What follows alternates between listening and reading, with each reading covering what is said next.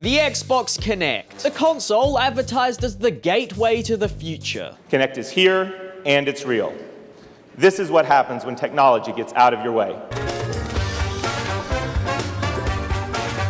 The result is a revolution not just for your games, but for all of your entertainment. Oh God. Oh no. Well, 15 years later, it's safe to say it wasn't. That's not to say it can't be fun though. Kinect Sports, the Gunstringer, Fruit Ninja, it had some good entries. Probably not enough to justify its existence as a console, but hey. Anyway, that doesn't matter because instead we're playing DreamWorks The Penguins of Madagascar Dr. Nickelodeon Blowhole Returns again. You might be wondering why I chose to play this, and to be honest, I can't give you any reason better than I was scrolling eBay and saw there was a Kinect Penguins game and thought, F it, I guess that can be next week's video. So without further ado, let's get into the game. It's going to be a bumpy ride. It greets us with a pretty promising detailed start screen telling us to punch to start. I give it my best punch and we're off. Now, why don't you tell me your name? Woofer!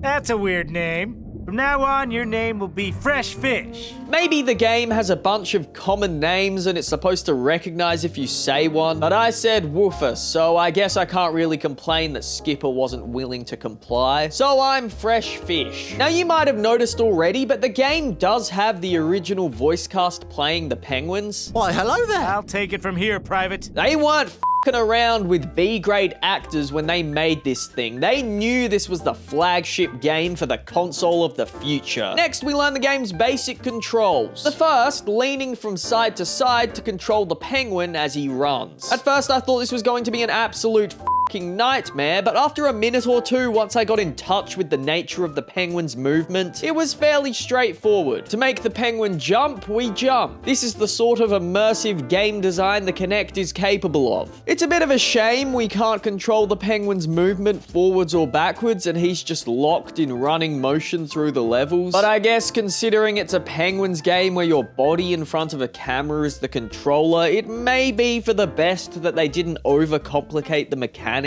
At one point, while we're running, this happens. Skipper?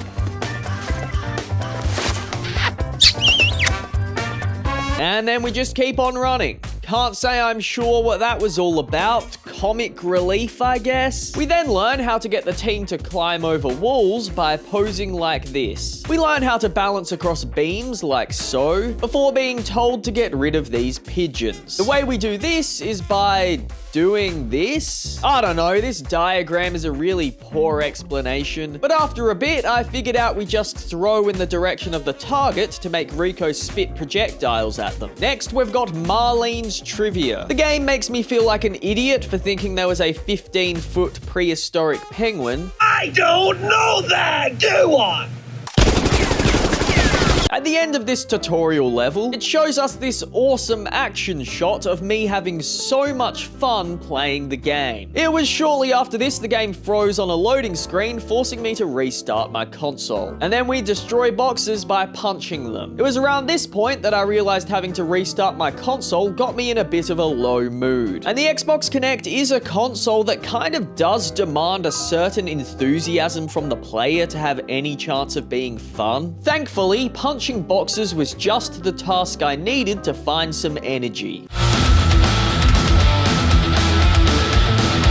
In the next level, we learn how to slide under low gaps. Even though the game shows us this image of how to do it, I squat pretty low, but to no success. I discovered that instead of doing what we're told to do, to successfully duck, I have to get down on my stomach. I'm not sure, maybe this works better if you're a smaller kid who's already lower to the ground, but that's how it worked for me, a fully grown adult playing the Kinect Penguins game. Life well spent! Despite possessing what should be a fully developed brain, when confronted with this screen reading matching, for some reason, I decided to point the two arrows at King Julian's throne and Dr. Blowhole. I think by this point, I'd run out of the energy I managed to muster earlier, but there was still more game to play and more to match, which is frustrating because the matching arrows are painfully tedious to hold in the right place. The precision at which they need to point at the object to light up is more precise than the Kinect sensor is at detecting the angle of your arms, resulting in long stretches of trial and error before you finally manage to get them both to light up at the same time.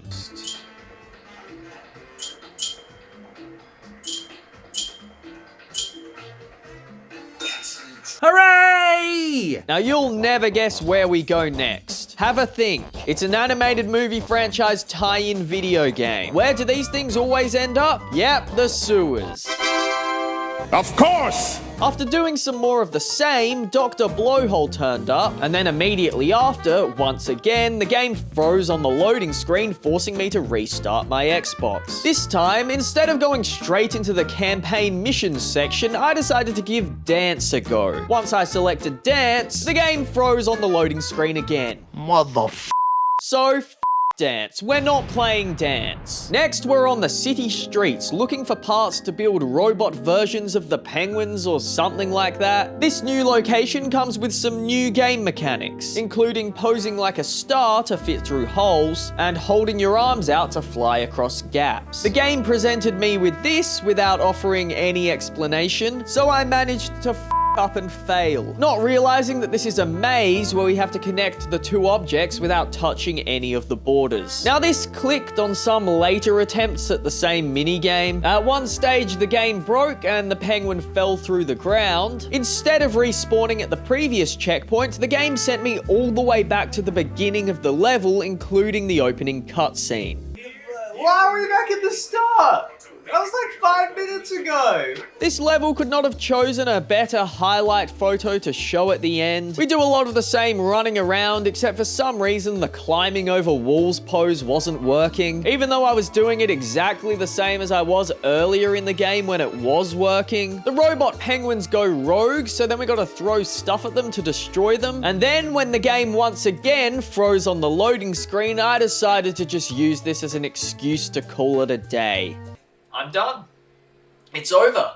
I think if I was a kid who liked the penguins and it was 2011 and the idea of your body being the controller was new, I'd probably think it's alright if it didn't keep crashing on loading screens. But I'm not a kid, it's not 2011, and it does keep crashing on loading screens. That said, I do like the penguins. Despite its flaws, with the original voice cast saying plenty of dialogue, the game does feel like the penguins. You can't argue with that. I'm done! You hear me?